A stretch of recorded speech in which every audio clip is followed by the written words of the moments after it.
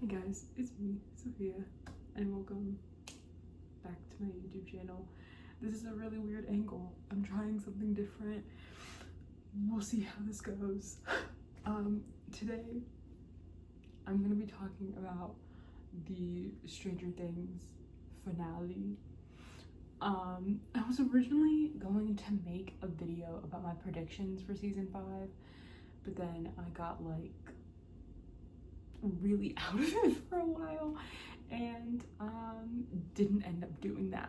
So I have my list of like main points that I want to get through, and before we preface this, I'd like to say I've been a fan for 10 years. I was so excited for this. I was like giving all the hype. I was counting down the days. I was reminding my parents, like, I don't want you guys to think that any of this is me just hating to hate. It's annoyance with something that could have been great. And with that, I think I'm just gonna get into it. How I'm gonna start this is by saying that Volume 1 was really good. I really liked the promise that Volume 1 showed for the rest of the season. I feel like that if they had kept on that same track with that like same kind of feeling of Volume 1, I feel like they could have done some really great stuff in Volume 2 and 3 with the finale. But something shifted, which I'll talk about later. Something shifted in Volume 1, and then everything kind of went downhill after that. So that's kind of how I feel about that. Volume 1 had promise. I actually really liked Volume 1. I came out of Volume 1 hyped up and waiting for Volume 2. And then after Volume 2 came out, I was less excited about the finale, but still excited.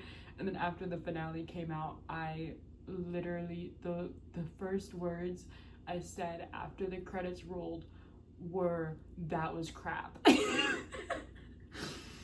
So, anyways, next point. Yes, before I get into the more serious stuff, I have to say this too. I am a Byler. I did really think they were gonna happen. Now that, just so you know, this lighting situation was unintentional too. Like, I just put on the blue because I thought it would look cute, but it is almost 8 o'clock at night, girlies, and that blue was not lighting up my room like it was supposed to. Like, it was gonna be dark in here. So this was not on purpose. But no, I fully thought that Byler was gonna go canon. I'd been believing it since season... I was really late to the game, season 4. But to be fair, I didn't really even know that it was a ship until season 4. Because, like, I didn't really pay attention to ships, and until then, I was really like, oh, Maleven, which was not even. But just because I liked a ship, and my ship didn't go canon, that's not the reason why I'm mad at this finale.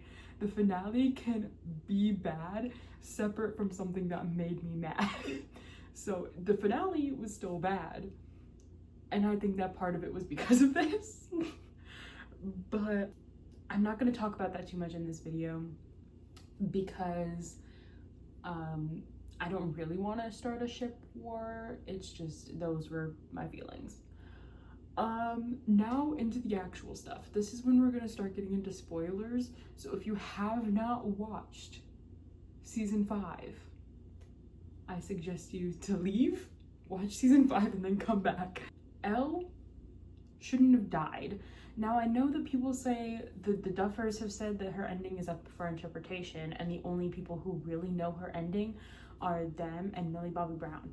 I understand that, but also, like, they very much led into saying that she was dead. Sadie Sink said that she thought that she was dead, and like all this stuff.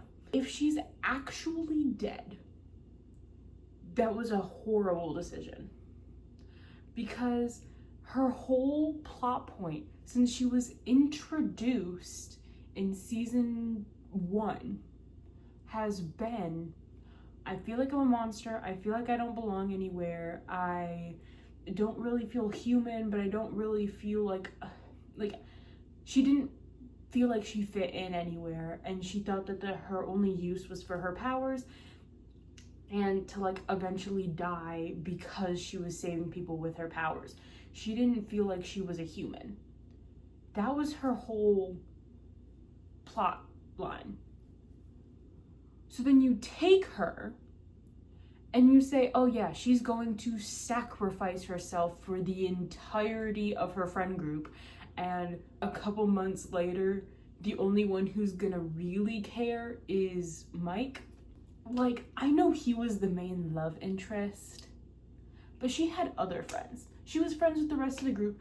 Not to mention that her and Max's friendship became something that was like, oh look, they're great friends now, into something that's like, oh, they barely interact. Like, okay, cool, whatever. So that was fun.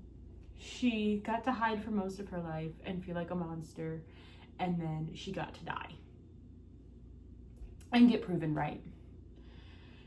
So it doesn't make sense for her storyline, and it also doesn't make sense for Hopper's storyline, because the thing is, Hopper, the way he starts off, where we meet him in season 1, he's a depressed, angry man because I think it was his wife. I don't know if they got divorced or if it was a girlfriend and they broke up, but I'm pretty sure it was a wife and they got divorced because his daughter died of cancer. I think it was leukemia, but I'm not 100% sure. But she died, and it's really his entire character in season 1 is he's angry, he's mad, and he wants his daughter back. He wants his relationship with his wife back, but he knows that he can't ever get that back. And so for 4 seasons we see him grow this relationship with Elle, this paternal fatherly relationship. At the end of season 2, he actually adopts Elle, so legally Elle is his daughter. And so what they do is take every single bit of character development that he had from those 4 seasons, and in season 5, by killing Elle, erases all of that character development, and now he's back to, I don't want to say he's the depressed, angry dad mourning a daughter, but he's a dad mourning a daughter again. Like, you've done nothing with his character. He's the same character, except now he's getting married to Joyce, and Will is gonna be his stepson. Like, oh wow, it's great. Oh, and Jonathan. Sorry, I forget about Jonathan a lot. Even though I love him, I forget about him a lot. Trust me, we'll talk about him later. But yeah, killing Elle effectively ruined both her and his character development and plot points that they had been developing for 10 years. My brain shorted out for a second. Why on earth was the big battle against Vecna, the big bad who is supposed to be impossible to defeat in season 4, you threw Molotov cocktails at him, you shot him several times with a shotgun, like, you did everything to this man imaginable, and he got injured and ran off and said, I'm going to repower and I'm going to become stronger and I'm going to get you guys. And so that's what he did. He went off, he got stronger, repowered, refueled, whatever. Got some awesome shoulder pads. If I can find a picture, I'll add it. Got great shoulder pads. And you're telling me it took them 10 minutes or less to destroy him in the last episode? Him and this massive mind flayer. And like, there's so many consistency issues too, which I'll get into later. But like, how did Mike, Lucas, Robin, and Jonathan and Steve, I think, all... It was... No. It was everybody except for Nancy, Steve, and Dustin, who were all on the ground. How did they all get up that rock so quick? That's something that still annoys me to this day. Anyways, no. People have been waiting 3 years to see this massive battle between this huge bad guy that you had just shown at the end of season 4 as being impossible to beat, as being somebody who was like so difficult to destroy that fire and guns could not even take him down. So you have Fire take down the Mind Flayer. Elle and Will fighting Vecna, just to be stabbed on like this spike thing that it was like a tooth or something. I don't know, it was something inside the Mind Flayer. Get stabbed through, and oh well, he's dead.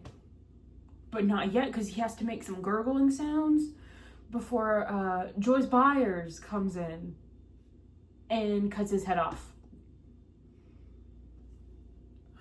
Joyce Byers? Look, I can't say I love Joyce. She was never my favorite character. She kind of actually annoyed me. But Joyce Byers, I never hated her. Just because I said that she annoyed me doesn't mean I hated her. But it was so out of left field to have the person who actually kills Vecna be Joyce Byers. Like, I get it. Like, oh, her son was connected to the Upside Down. He's what did all this terrible stuff to Will. Yeah, then why didn't Will chop off his head? Why did it take 3 years of hyping it up for that to happen in like less than 10 minutes and then the rest of your episode be epilogue?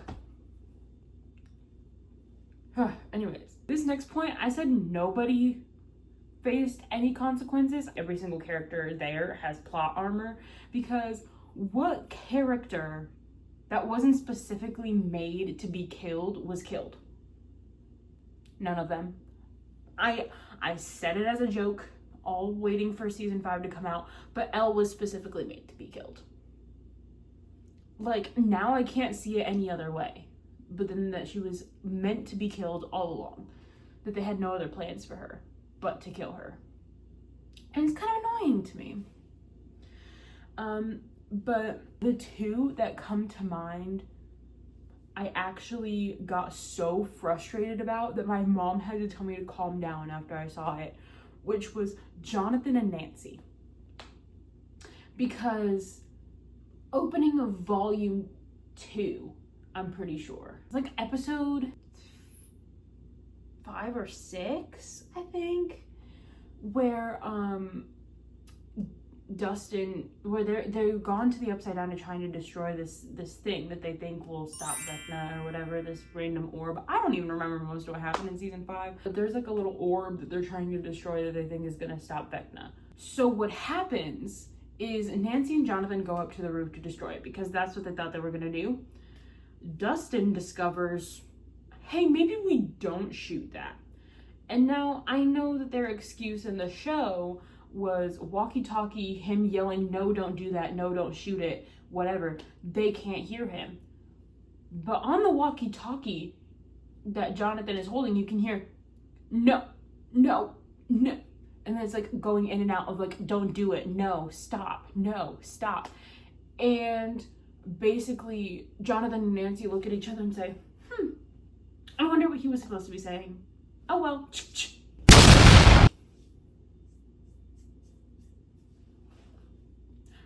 And then that effectively causes the room melting, like the Hawkins lab melting, that almost killed, that could have killed Steve, that could have killed Dustin, that could have killed both of them, that could have killed Holly, that could have killed literally everyone, which is another thing that they were like, if you shoot that and it blows up, you kill every single person, we're all gonna die. Which they shot it and nobody died, but like whatever, that doesn't really matter.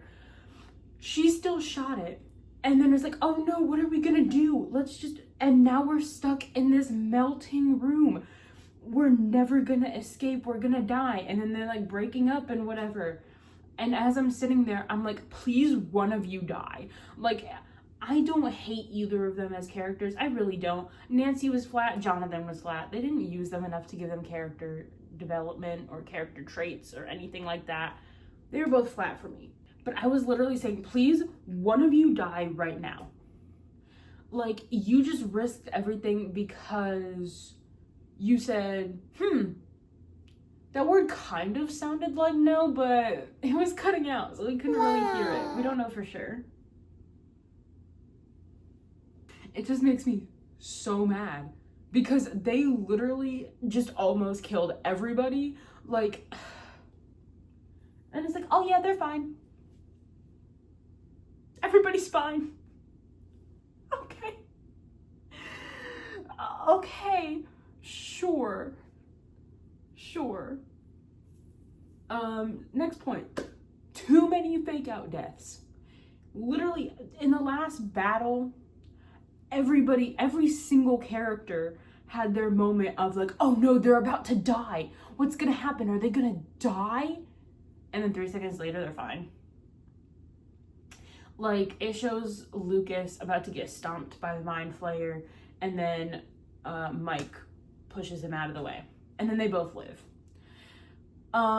Steve almost falls off the radio tower, but Jonathan catches him, and they live. Jonathan and Nancy, like I just mentioned, were in a melting room that was about to drown them, and they lived. Hopper tried to threaten to blow himself up, and he lived. That was in volume 1. They're really saying, we're gonna keep you on the edge of your seat. We're gonna see who will, we're gonna make sure you think every single character is dying, so you have to tune in for the final episode to see what actually happens. I think even Robin got her moment of like, oh my goodness, she's about to die. Joke's on you, I wouldn't have been that sad. Not because I hate Robin, I just, on my list of people that I would have wanted to see die for one reason or another in season 5, she was pretty high up on my list. I think it would have been interesting. Like, Jonathan was up there, Nancy was up there, so was Joyce. And also Ted Wheeler. Sorry, I didn't write this down. Ted Wheeler annoys me. Why? What do you mean? He got attacked by a Demogorgon. He also went to the hospital with, not with Nancy, with Karen. We saw Karen so many times in that season. We saw her more in season 5 than we saw her in the rest of the show, I'm pretty sure. Because they're going in and checking on her at the hospital. And I understand Ted's a jerk. But my dad pointed this out. They could have had a throwaway line in there where it's like, should we go check on Dad? Nah, and then left. Instead, they never acknowledged it. He was just literally out from like episode 3 or 4 of volume 1 until the last like 15 minutes of the epilogue.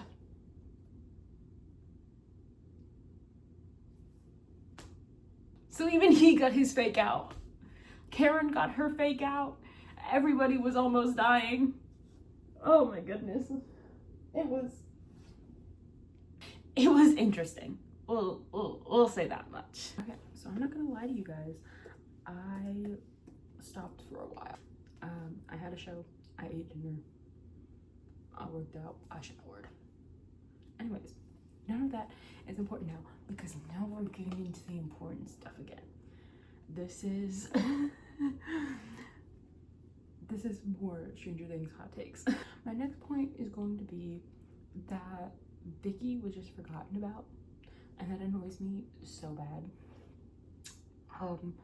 Because they introduced this new character who seemed interesting in season 4 and like introduced her as a love interest to Robin, and they really kind of showed that they wanted Robin to play a bigger part in season 5. And I mean, I guess in theory in season 5 she played a bigger role than she played in season 4, but it was not enough of a bigger role that in all honesty, that they needed to keep her in the show after volume 1, but they decided to keep her in after volume 1 and then do nothing with her. Like, we see her in episode 1 because Robin talks about this song's for you, babe, and then it plays the song, and then we see her later in the hospital with Robin and that like whole thing, and then she like shows up again, and her relevance for showing up again is yelling at Robin about lying to her, which, you know what, kind of valid, but also like Robin had army guys like threatening her life. She had a lot going on, but like basically if she said anything, it was gonna be bad. Like, I mean, season 2, I mean, I know you can't really go back to that because I feel like that's when they were actually still trying, which I'll get to that later. Joyce said to Bob, like, oh yeah, we had to sign non-disclosure agreements from the government. Like, we had to do it. There were so many of them, we couldn't say a thing. And I know that technically the lab was, like, I don't know, not dismantled. What's the word that I'm looking for? I don't know. If I ever learn what it is, I'll put it right here. But the lab was gone by season 3. But they still had army people after them. So I understand why she wouldn't say anything. Anyways, so she probably couldn't have said anything to Vicky. And then, also she probably didn't want to stress Vicky out because like they had just started dating. Anyways, then she was a part of Will's coming out scene, which I will also talk about later. It's one of my bullet points. But she was a part of that, and that was really weird because she didn't know half of the people in that room. And her and Max get caught by the government, and then she's never seen from again. Like, you see the scene of her and Max getting caught by the government while they're in hiding, and then she's never seen from again. We see Max again multiple times, but we never see Vicky again. And then in the epilogue, Robin says something about overbearing partners, and trust me, the next point is about that too. But that, so like at some point they also broke up. Like, it was insane. And like, so they introduced a character and then didn't do much with her except have her be dumb for season 4. Not like dumb, but like, I don't know, they didn't really do anything with her, and I feel like it was wasted potential. She could have been a really cool character, and they didn't do anything with her. Next point, literally everything happened off screen or is up to fan interpretation. I don't want to say literally everything, but the Duffers, to integrate 2 points, the Duffers need to stop doing interviews because in their interviews they kept like saying, like, they kept contradicting themselves, saying this thing would happen, but then it actually didn't, but then it did, but then it didn't, but then it did. They would say, oh, well, Ella's still alive, but then, or Ella's still dead, but only we know her true ending. Dustin and Susie apparently broke up off screen. Robin and Vicky, like I just mentioned, breaking up off screen. Dr. K and the rest of the government. Like, we see them at when Elle is there and like the Upside Down is getting destroyed or whatever. Which, by the way, I know this is one of my first points, but I still move that the Upside Down could have been destroyed and she would have been fine if she just like stepped out of the thing, because the government literally, oh no, I forgot that the government was after her the whole time, so they wanted to kill her so that way the government would go away from her. Which, by the way, how sad is that? Like, she's been tracked her entire life by the government, and the only way that she can escape and have her freedom is in death. it's depressing. And keep in mind, at the time, she was probably like 16, 17 years old. But yeah, Dr. K and the rest of the government people, like, I know a lot of them got killed by Demogorgons, but like,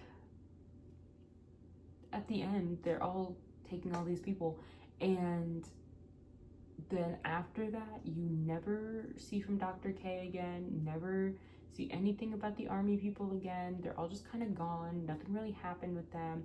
She just kind of ran off. She got no consequences. The kids got no consequences. The adults got no consequences. Like, everything was fine. Nobody got arrested, which is how the government would usually work if, you know, you had a group of teenagers and their parents going and breaking into secret government facilities to destroy stuff. Yeah.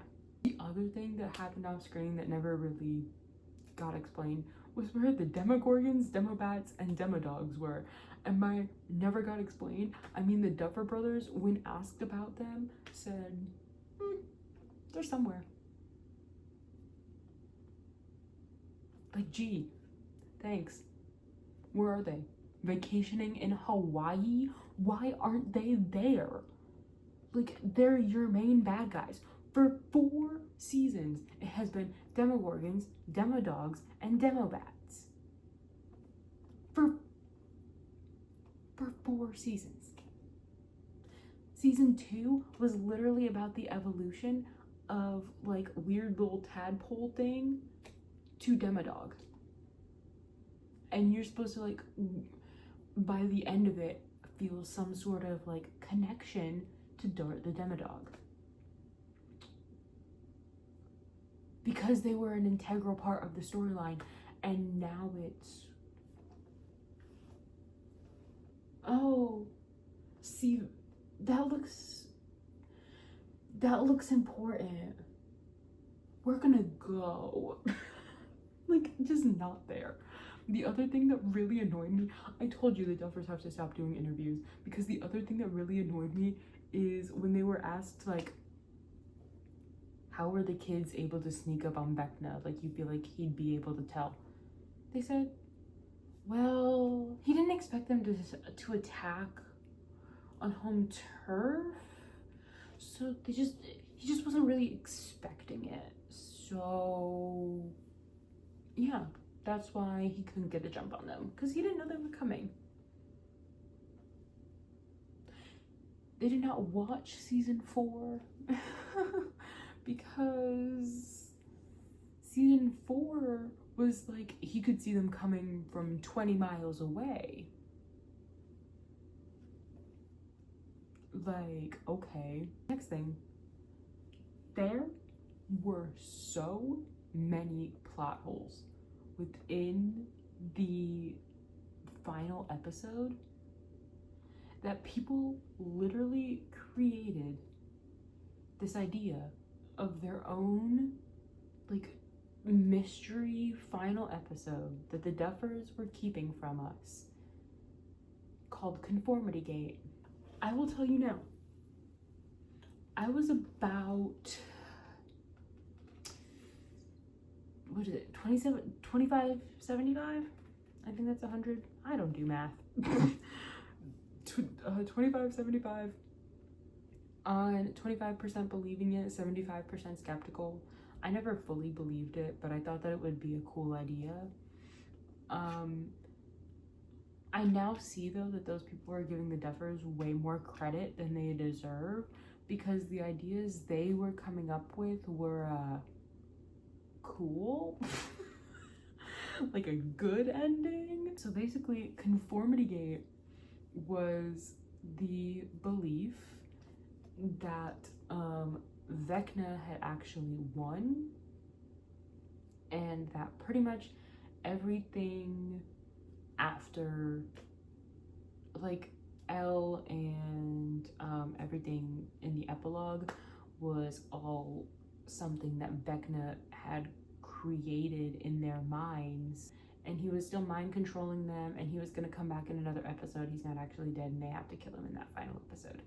People thought this because everybody was acting different than usual, acting like people that they didn't like. So for example, Max was getting mad and throwing stuff like Billy, who she claimed that she never wanted to be like. Nancy, Mike, and Karen all got haircuts that looked like Ted's, and none of them liked Ted. Will wore the leather jacket like his dad used to wear, and he hates his dad. And he was smoking in his epilogue scene, and he doesn't like his mom smoking. I can't remember what Dustin and Lucas's were, but I think there were ones for them too. It was a lot. And basically that they were going to use this reality to, I don't know, that they were going to still have to fight Vecna. And then that was supposed to be January 7th. It is currently January 23 at nearly 2 in the morning. And there has not been a secret 9th episode. So, but there you go. That's Conformity Gate. The biggest imagined episode, because an ending was so bad that the fans demanded more. Now, I know the problem is, I know that Noah Schnapp is controversial, but I also can't really make a Stranger Things video without talking about stuff that he's said, or stuff that's been said to him, or stuff that involves him. So, because this next point is about him admitting that he thinks that the fans are better writers than the Duffers. Him and Millie Bobby Brown, and like they did like an interview, and he was like, I actually think that the fans are better writers than the Duffers. The other big one, Divorcegate. Divorcegate is basically people thinking that Matt Duffer's ex-wife was a ghostwriter for Stranger Things, because they got a divorce and she left the show after volume 1 was done being written. And so basically everybody is like, oh, so she was definitely ghostwriter for the show. She was writing the show because volume 1 was good, and then volumes 2 and 3 had a very noticeable drop off. So they're like, oh, this makes sense. And like, I don't know, there's also rumors that like they stole the idea, or they stole the idea of season 1 from a college roommate, which I also can't be 100% sure on, but like, I don't know, it would make a little bit of sense, because if you look at the difference between season 1 and season 5, like, they're vastly different shows, and I feel like they just kind of lost it at some point. Next, everybody's favorite topic of conversation, Will's coming out scene. Now, I personally can't talk about being a gay man in the 80s. You know why?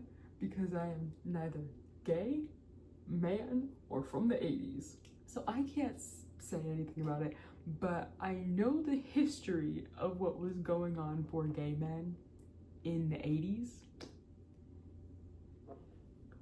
Why was his coming out scene to everybody?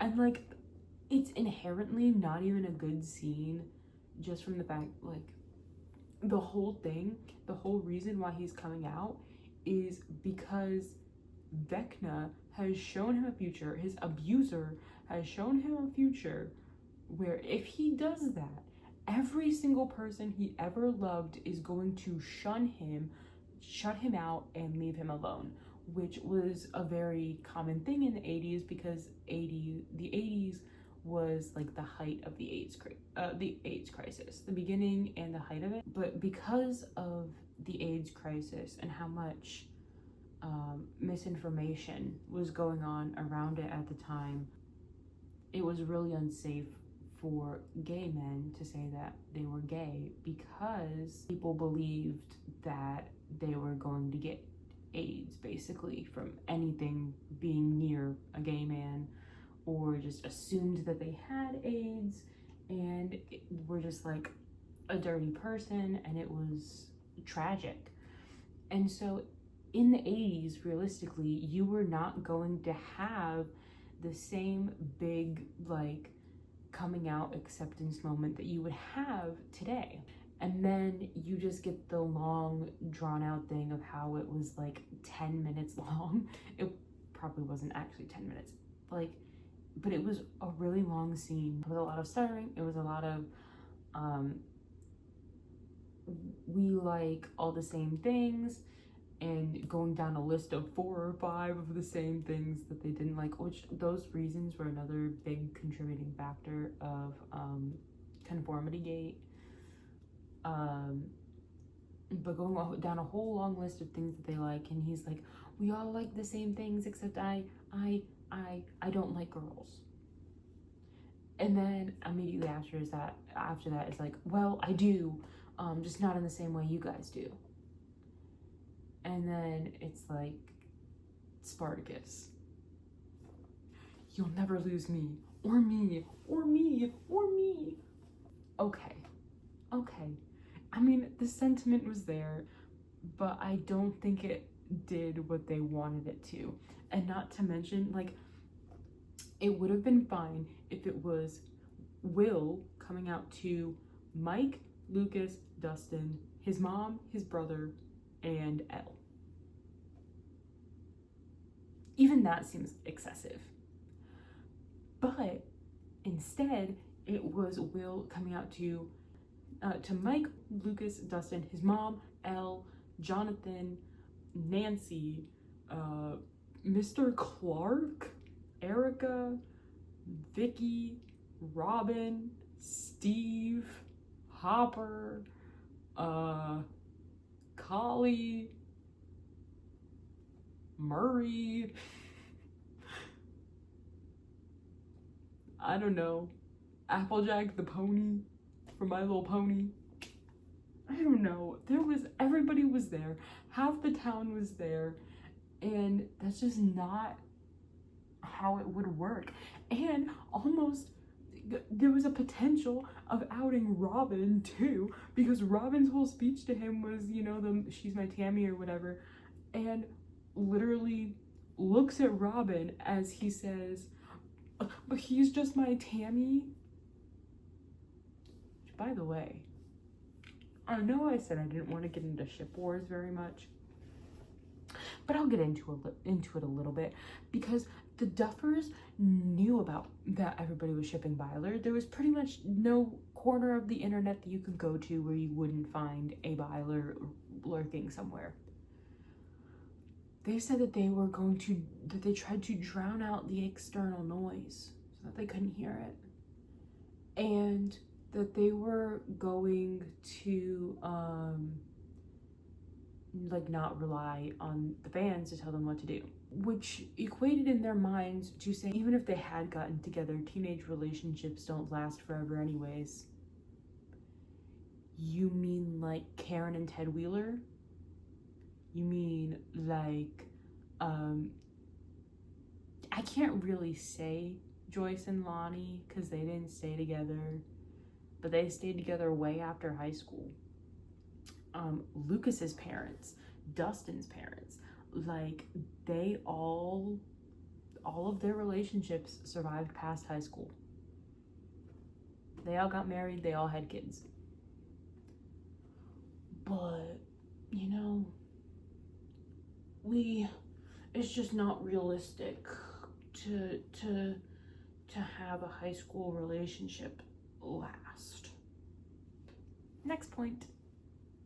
Noah had to beg for closure for Mike and Will. Since we were talking about that anyways, And what I mean by this is, like, their plan was to have their interaction end after Mike said, "or me," after Will came out, and then never acknowledge it again. And Noah kind of had to go up to them and was like, hey, can we get like one scene of them at least acknowledging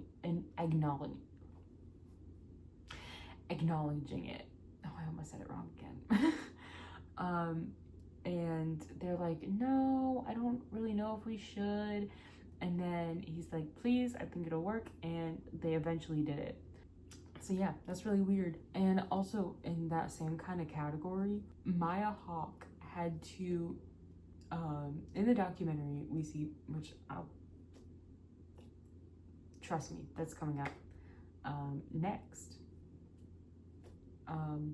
In the documentary, we see Maya Hawke talking to Sean Levy and saying like, hey, so in this scene, Max and Lucas don't even know we're together yet. So is it okay if to kind of show that is it okay if we like this, and we're like kind of whispering?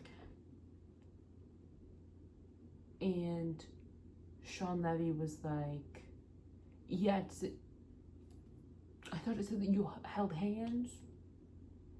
And it was really sad because like what everybody else is saying, like these people know their characters better than the people who supposedly wrote them. And then next to the biggest, most recent thing. So the documentary for Stranger Things called One Last Adventure, The Making of Stranger Things, came out January 12th, 2026. And basically this documentary put the Duffers in such a bad position that people were asking like why they put it out in the first place, because it made them look worse, and wondered if they could actually take the documentary back.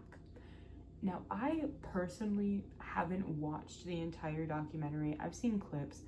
The reason why I haven't watched the entire documentary is because I actually went in to start watching the documentary, and within the first 5-10 minutes, I physically had to stop before I threw something at my TV. Because the first thing that is said in the documentary is, we're going into production without a script, without a finished script for the season. Like, obviously the script wasn't finished. I can tell, like, people could tell because of how it was written. But you had 3 years to write a script and you came up with nothing? Our scripts aren't done. But then that also makes sense if you bring in Divorcegate, because around that time would have been when they were writing volume 2 and 3, and his wife, supposedly the ghostwriter, they got divorced and she left after helping write volume 1.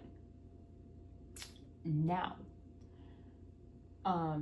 that was the first couple minutes. I paused it and went and I ranted to my dad about it and came back in, and I'm like, okay, now I'm gonna lock in, I'm gonna finish it. The next line, we are currently filming episode 8 and we don't know how it's going to go. We don't have a finished script. You mean to tell me they were filming an episode that they hadn't finished writing the ending of? That was the finale of their 10-year beloved show. And they started filming it without a finished script. Right.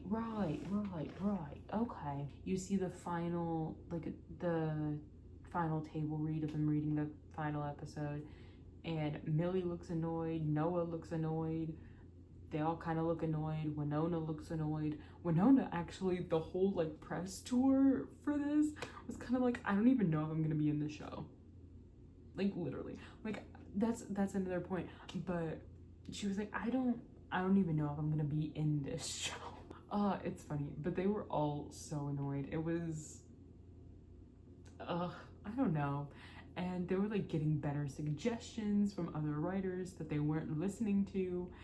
And this goes into my next point. And my next point is just Kali in all caps.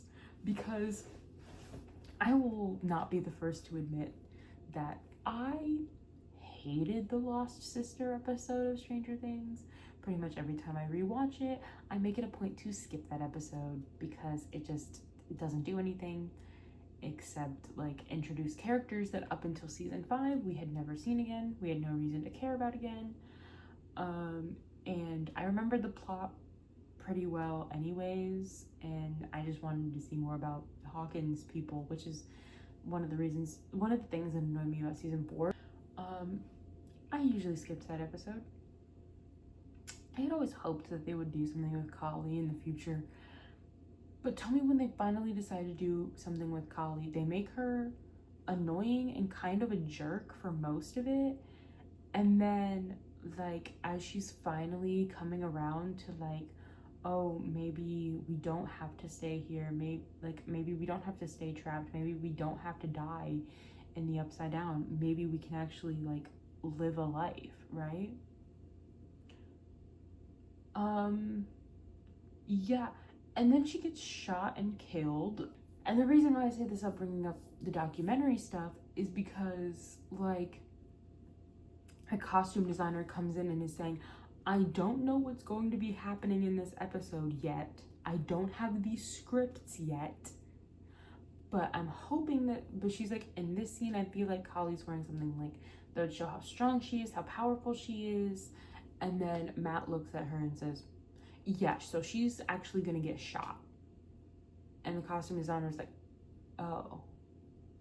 And then he looks at her and says, yeah, it'll be a shot that kills her. And she's like, oh. Like, set designers didn't have enough time to make sets because of how quickly they were getting scripts because nobody had finished a script. Like, it was a mess. It was not turning out well. Anyways, my last point, there's probably more that annoyed me, but the last point that I wrote down was that the main characters of their television show, they had, in season 1, their main characters were Will, Joyce, Hopper, Mike, Lucas, Will, Dustin, and Elle. Oh, Jonathan, Nancy, Steve. So 11 characters in total. And even Steve wasn't really like a main character. Season 5 was supposed to be like, oh, we're returning back to season 1. Okay, well, what they did instead was introduce a whole new group of kids.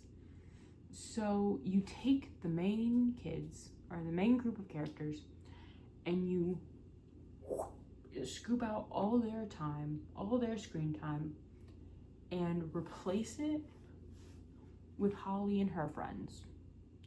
So I'm pretty sure that Derek, Holly, and the rest of her friends had more screen time combined. Well, maybe not combined, but they had more screen time than Mike, than Lucas, than Dustin, than Joyce, and than most of the characters. They had the most screen time of the whole show. And I know what people are gonna say, it's like, oh, they're probably setting up for a spinoff. And like, that's all well and good. Obviously, the end of the show, the very last part of the last episode of the show, is obviously supposed to be setting up for for a spin-off. But you could have just left it at that scene and like, oh no, because I remembered Holly and the other kids originally weren't supposed to be part of season 5. They originally weren't supposed to have a big plot line about that, and I totally get it because it felt rushed and it took up way too much of the time. Like, while we're over here wondering what's going on with like everybody else, here's Holly. I think we're alone now. Like, also just I guess this is my final point. The long drawn out talking scenes are so bad.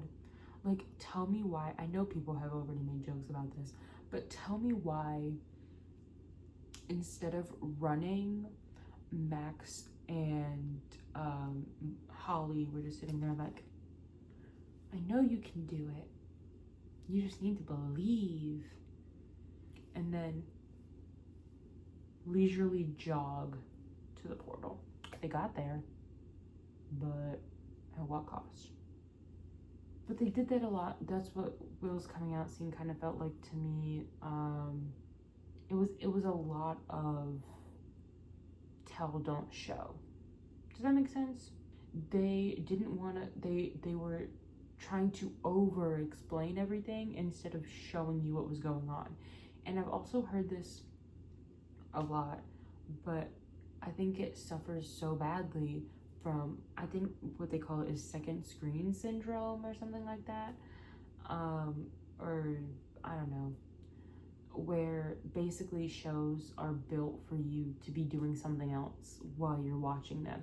So they'll repeat what they're doing over and over and over and over and over and over again, like the plot lines, so you physically cannot miss what's going on. And this is designed, like I said, for people who are on their phones during shows, who are doing dishes while they watch their shows, or laundry, or whatever, any secondhand distraction. This is built for you. But after a while, when you're actually not the one on your phone and you're sitting there and your phone is off and you're locked in to the television show, it gets annoying after a while. Like, just don't, they're like, we don't want to cater to an outside audience for Byler, but when it comes to the same formula that people have started using for people who are also using their phone, they're like, oh, maybe we should start doing that too. Maybe we should listen to outside voices. Jerks. Anyways, that was a not so short list of reasons why I didn't like season 5, the ending of Stranger Things season 5. Like I said, I've loved the show for years, so I don't want you to think that I hate the show. I'd still go back and I'd still watch seasons 1 through 4, and then season 5 volume 1. I'd still watch those, but basically anything that happens after volume 1 annoys me so bad. And that's my problem, is I don't want to hate it. I just wish that they could have done something so much better. But I don't know. That is my take. If you watched the show and you had a different opinion than me, let me know. If you agreed with me, let me know your reasons. I've just been so disappointed since it ended, because it left me, instead of like a feeling of fulfillment and happiness and like kind of like a bittersweetness, because like a show that I literally grew up on was ending. Instead of that, I got the disappointment of, oh, this is how they're trying to end this show. And so, like, I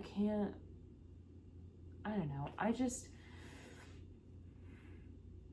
don't hate the show by any means. I'm just very disappointed by the ending. I'm not mad, but I'm disappointed. Also, I'm sorry it took me forever to make another video. I got real burned out for a real long time, and actually, if I'm being completely honest with you, I kind of forgot for a little bit that I had plans to like make a media YouTube channel and like actually be serious about it. So I kind of just procrastinated for a bit after I finished my Sunrise Turn Pretty video. I'm still planning on doing a video of comparing We Were Liars to the Amazon Prime We Were Liars TV show. I feel like I need to read through it again before I go and say what the show got wrong and what it got right, because I feel like right now I'm not inclined to do it. So I'll get that soon, hopefully sooner than this one. But yeah, I don't know. It's been nice talking to y'all. I love you guys, and I will see you in the next video. Bye.